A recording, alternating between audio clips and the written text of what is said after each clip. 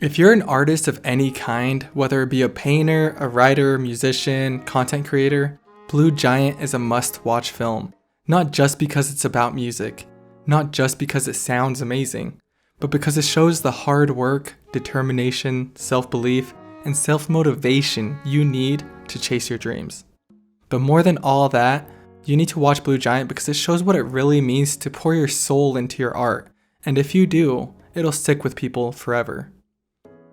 Hi, I'm Sway, and I like anime. Blue Giant follows Dai Miyamoto, a cheerful, upbeat guy who moves to Tokyo with one dream: to become the best jazz musician in the world. He shows up with nothing but a saxophone and a determination to do whatever it takes to be the best. He crashes at his friend's place, works all day, and when he's not working, he's practicing. Always. Rain or shine, Dai lives for jazz. Throughout the movie, we hear jazz constantly. I mean, obviously, it's a movie about jazz. But what's so interesting isn't just the music. It's the way the people around Dai react to it. There are these beautiful audience reaction shots where people are stunned, moved, even shaken. You feel what they feel. You don't need to understand jazz to get it, because Dai's not just playing notes. He's expressing everything inside him, pouring all his emotions, his passion into his music. The scene that hit me the hardest is when Dai performs for Sawabe, an extremely talented pianist, trying to convince him to form a band. It's just Dai, alone with his sax. Now, I'm not going to pretend like I know anything about saxophone technique. I couldn't tell you if he was playing perfectly or if he made any mistakes. But what I do know is that he's playing with his entire soul. You feel it. You feel his hunger, his love, his raw emotion. He's not just playing music. He's putting his whole heart out there for everyone to see.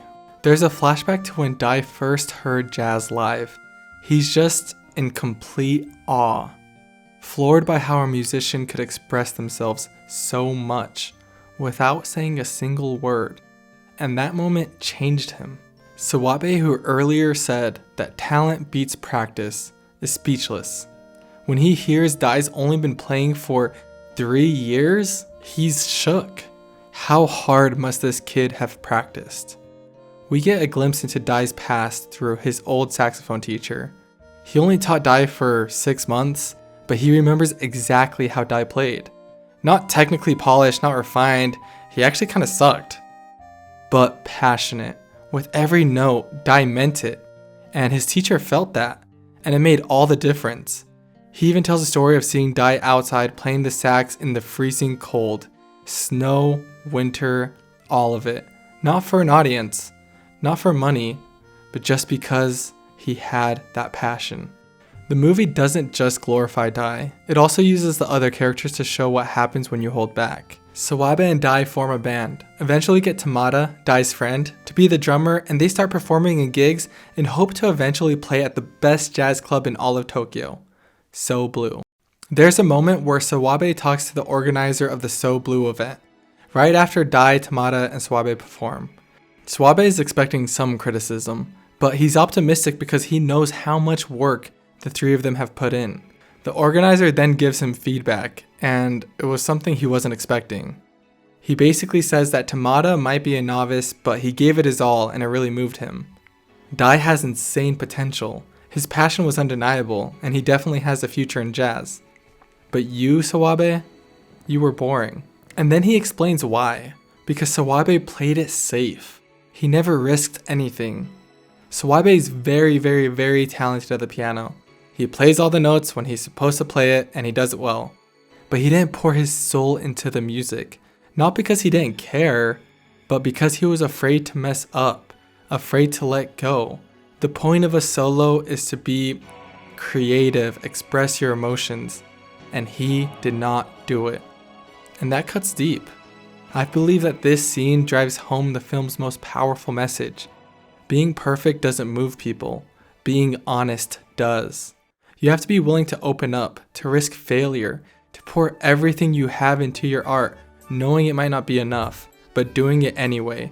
That's what Dai does. That's what Tamada does, and he's not even good at the drums. But his newborn passion for the drums is shown in how he expresses himself through his music, putting 100% effort, knowing that he'll make mistakes, knowing that he's not good enough. He's leaving it all out there on the line.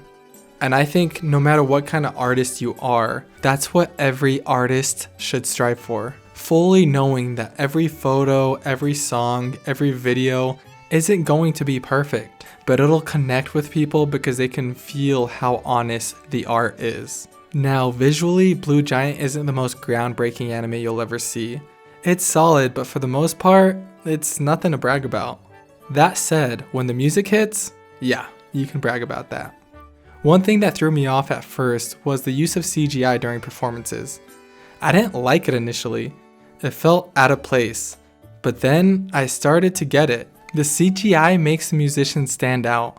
Everything stays in 2D around them so they don't blend in at all. But I think that's the point. When these characters are in their element playing music, they're in a different state of being. They enter the flow state, completely present and lost in the music.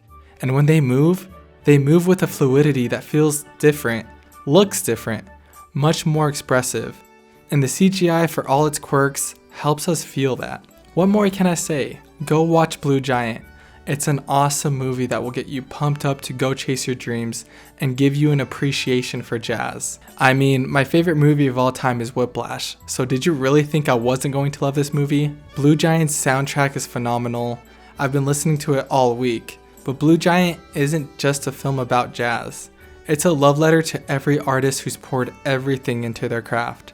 It's about obsession, passion, heart. It reminds us that technical perfection means nothing if there's no soul behind it. And even if you're not the best, even if you're still learning, what matters is this. Leave it all out there. Put your soul into what you create, because people can feel that.